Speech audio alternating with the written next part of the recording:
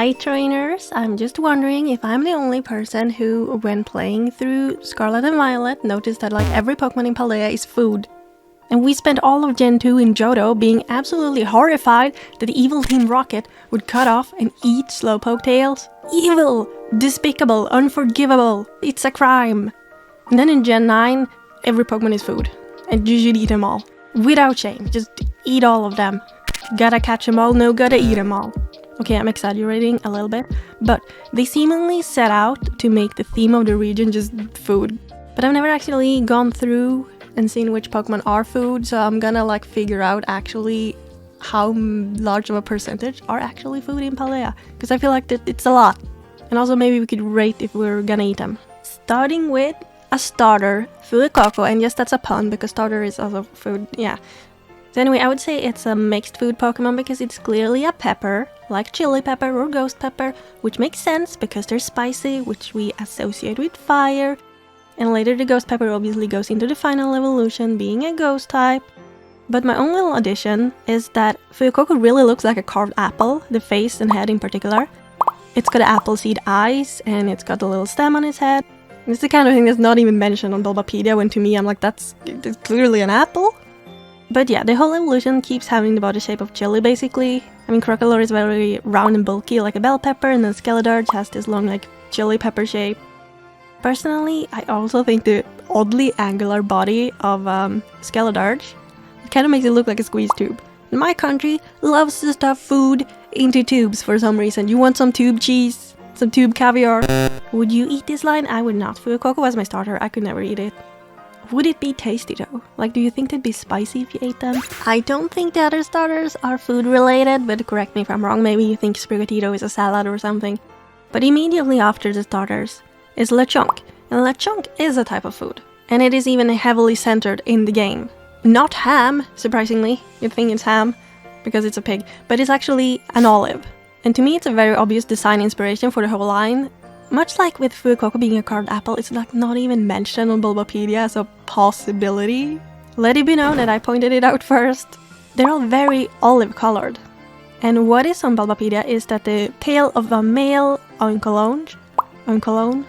How do you even say the name? Oink. Well, the male Oinker, it's a perfume atomizer. And the female is a perfume tassel, which I could agree with, but I think it's also an olive and an olive fork. And I guess I'll take the time now to point out that me saying a Pokemon is partly, likely, also based on some food, does not mean I'm saying they're not based on other things. So Oinkers here, it's still a pig, it's still also themed around perfume. All I'm saying is that there's even more cool stuff going on with the design. For example, female Oinkolone's three-pronged tail, it does look like a tassel, and a fork, and also kinda look like fragrance sticks. So you got like all these things in one design. And the design is interesting because it evokes so many things that are on theme for the Pokemon. And if I had to eat a Pokemon, a ham olive pig, that's probably a safe bet. It kind of sounds delicious, to be honest. I mean, I'm not saying I'd do it, but like at least like a 6 on a out of 10 scale possibility that I would try it if it was offered. Right now, trainers, we're going to exercise. Specifically, we're going to raise our arms really high and just stretch. Like, we are stretching, we are reaching. That's what we're going to do right now. And it's about Spidops, because to me it looks like bamboo, and you can eat bamboo shoots. But because I'm a pathetic sufferer of arachnophobia, I'm not even going to try to justify this argument because I don't want to have to Google things about real life spiders. And you know what, let's take it further. Let's say that Tarantula, is that yarn or is it noodles? We don't know. I would not eat it, but I don't even know what they're doing in the video. I don't think I'm gonna count these. What if it was noodles though? That would be cute. Regional form in the future maybe. In case it wasn't obvious, I'm kind of going through the decks live here. So we're gonna see if we can find a real entry. No, you know what? You thought I was done stretching just because I said so? How silly of you. I found another one I have a theory about. Because I think the Palmy line is orange with green details in here, kind of as a direct nod to oranges. Because remember, the symbol of the school, and the name even of the school, is literally from oranges, in Scarlet anyway, and we know Scarlet is kind of the default/real version of Paldea, because if you look through through all the trees in Mesagoza. There's a lot of orange trees. No grapes, just oranges. Even in Violet, it's all oranges. So they knew early on that orange fruits were a big deal for the region. It's kind of the symbol. So I think it's very plausible for a designer to go, well, since the region has a lot of oranges, it would be a fun nod to incorporate into the, Pikachu clone mascot in a small way and make it orange. Because then it thematically and just aesthetically kind of matches. But yeah, that's just a little theory I have. Again, very stretchy. 0 out of 10 on the would eat scale. I would not eat a Pommy. The next Pokemon duo though, 100% food. You cannot deny it, nobody can, because it's Fido and Daxbon. I mean, it's a yeasty dog made of dough, a dough dog, and then a baked bread dog. You're not actually meant to eat them though. Fido has yeast breath that induces fermentation. So like if it breathes on you, do you start to ferment? Because that's creepy. Kind of gross. No thank you. According to the ZA Pokédex, Daxbon has an aroma that sends opponents' hunger into overdrive, wearing down their willpower and stamina. You know what? That's torture. Imagine feeling like you're starving all the time even though you've eaten. Torture. I'd hate that. 10 out of 10 though. I would not eat them, but I would absolutely eat bread baked from their yeasty breath, I guess. Immediately next in the Pokédex, we have another obvious food little gang here. It's Smoliv, Dolliv, and Arboliva. It's pretty obvious that they're all based on olives. Again, more olive Pokemon. Remember how you had to roll around a giant olive as a gym challenge? That was weird. So yeah, they're mainly based on green olives, but Arboliva does have dark olives, if I remember correctly. Yeah, that looks like dark olives. And the Arboliva does share its olive oil with weakened Pokemon, so I would assume that it's safe for humans to eat these olives as well. So 7 out of 10 would eat. I don't want to just drink olive oil, that sounds gross, but I like olives. Next food Pokemon, Knuckly, Knucklestack, and Gargonacle? Gargonacle, I don't know how to say these names.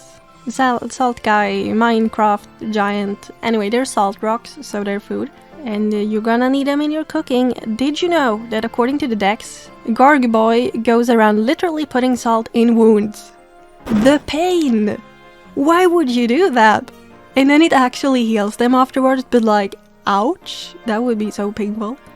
Imagine if some kid just read that and was like, oh, let's pour salt directly on my wound to heal it because Pokemon told me that's a thing. I hope that doesn't happen because like, poor kid. I would eat the salt though. I would eat them. Like 8 out of 10 I guess, because salt isn't very good on its own.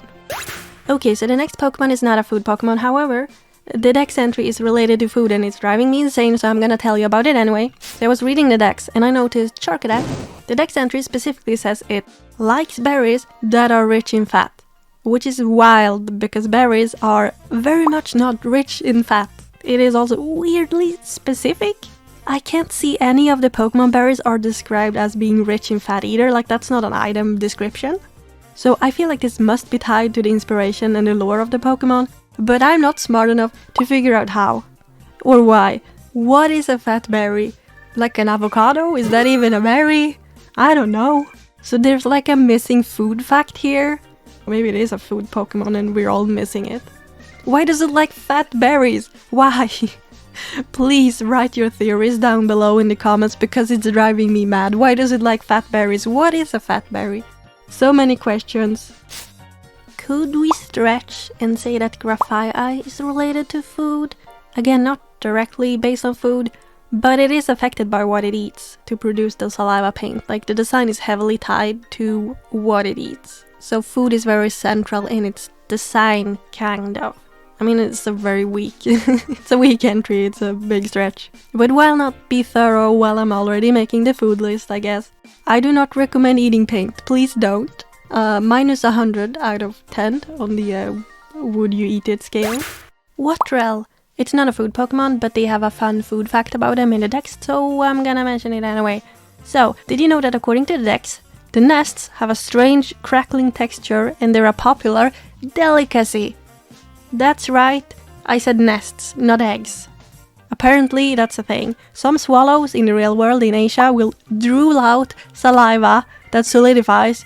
And then humans came along like, Bird saliva, how yummy, because we are insane.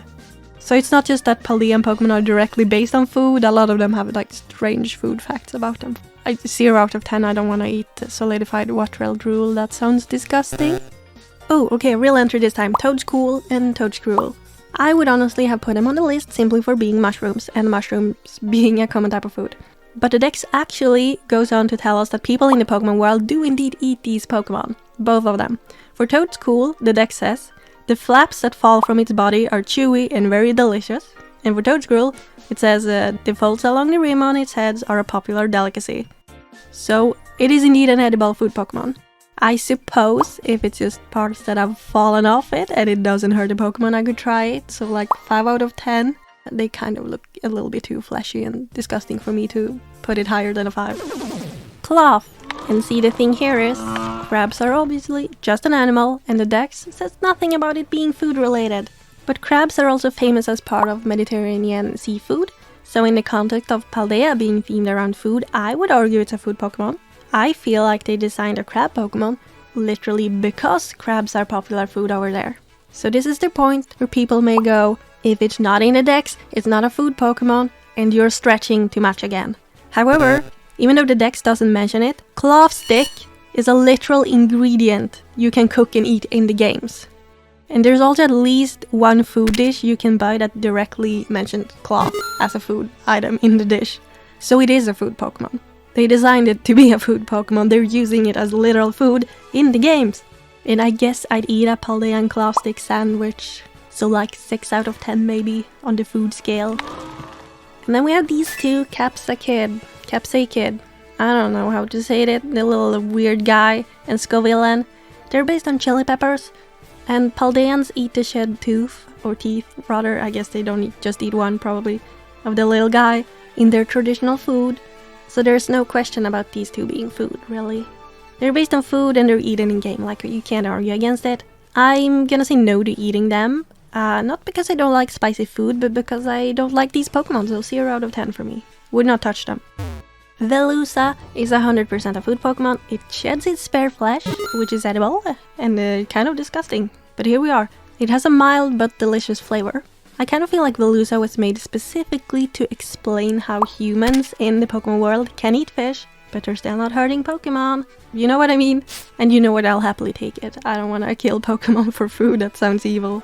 And I don't know, 10 out of 10 I would eat Velusa meat, because I'm Nordic and we love fish, so you know. Surströmming, anyone? Dondozo! More fish! And this one is a sushi chef who is also a fish, which is actually hilarious. The concept is very funny. A good job, Game Freak. And it teams up with the next food Pokemon, Tatsugiri, who is the sushi. Very cute combo. So we have shrimp, we have tuna, we have egg, just take your pick for flavor. I wouldn't actually eat them, because they're not actual food, and that's kind of weird. Now I'm gonna stick to Velusa meat, and maybe like a 2 out of 10 for these, because I do like fish still. Okay, you're not going to agree with me on this one, but it's something I've thought from the second I saw this Pokemon, and it's Clodsire looks like chocolate. In my heart, it's a food Pokemon, and I know for a fact there's a small group of chocolate believers with me. I mean, check out these real-life Clodsire chocolate treats. I'd eat them all.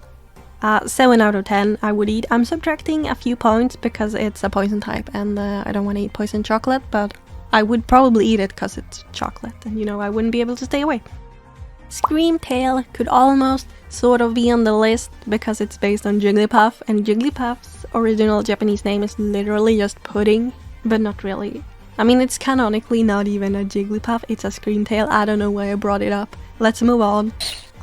Brood Bonnet. That's another one I could put on the list simply because it's a mushroom, and mushrooms are food. So I don't know. 2 out of 10 on edibility on this one. Goldingo! It's a food-related Pokemon because it's a ripoff of the cheese string guy mascot, the surfer dude. And all of the internet knows this, and it was pointed out on day 1, and everyone's like, yeah, obviously, that's the inspiration for it. Yet interestingly, that's not currently even listed on Bulbapedia as a potential inspiration. I feel like Bulbapedia is kind of sleeping on Paldean origins. They're not up to date. Like, come on, we all know. 5 out of 10 on the food scale, maybe? because it would technically increase my personal value if I had gold in my belly. You know what I mean? But I wouldn't enjoy eating it. Wuxian, the snail, is food because it's a mix of leaves and that makes it a salad. Actually, I'm just kidding. I'm just running out of entries, you guys. But we do have a literal food plant Pokemon up next, Dipplin. And no one can deny this, it's based on a candied apple. And fun fact, I always thought candied apples looked so delicious. And then I finally got to try one and I was so disappointed because it was just an apple with sugar on it. Like the apple would have been better without the sugar. So for that reason I'm gonna give it like a 3 out of 10. I'd eat it in a pinch. And obviously Hydrapple is the same deal, another apple-based Pokemon. And it's cute and quirky and I like it, but I'd still keep to the 3 out of 10 deal. Next up is Poltergeist and Sinistcha, my beloved tea Pokemon. They are top tier. They deserve all good things in this world. We love them, we respect them, and I would drink some of their matcha tea. 10 out of 10. I drink matcha imported from Japan all the time. It's great. The Loyal 3. They aren't literal food Pokemon, but they're all heavily tied to the Momotaro story, or Peach Boy in English. Pecharunt is a literal bad sea, and Ogerpon, whose face seems to be an orange, or citrus fruit, is fruit-based. So the Loyal 3 wouldn't really exist without the story, or without the other two. But they aren't like directly tied to food, so I wouldn't really count them. You should not eat anything Pecharunt gives you, or you will end up on TikTok doing some weird mochi dance. I think that's all of the Paldean food Pokemon, and yeah, it's only like 30 decent entries, and if we allow the ridiculous stretching, we're up to like maybe 40. I don't think you should allow them. But yeah, out of 120 new Pokemon, that still means about 25% would be food related. So I don't think I'm wrong in pointing out that there's a pattern. Because like if every 4th Pokemon you run into is food-based, that's a lot. It's a lot. I don't think there is such a pattern for the earlier generations. For example, in Gen 1 or 4, I can't really point to anything like that and say they're all based on the trees. The only thing you could say is maybe like they're based on animals. You know what I mean? So I think what it really means is that Game Freak is consciously deciding themes for the new regions and then adhering to them a lot more strictly than they have in the past, which I think is interesting. It makes the Pokemon of a generation more cohesive, but it also makes them more predictable. Like if you manage to figure out what the theme is, you could predict a lot of the Pokemon or the direction they're going in. Either way, I'm really excited to see what Gen 10 is going to bring us in terms of themes and new Pokemon. It's gonna be really fun. And do not forget to comment, like, and subscribe. And I specifically want you to comment what Paldean Pokemon you would eat. And also on the fat berry thing. Because what the heck is a fat berry? Please tell me, I need to know. Okay, trainers, bye. See you next time.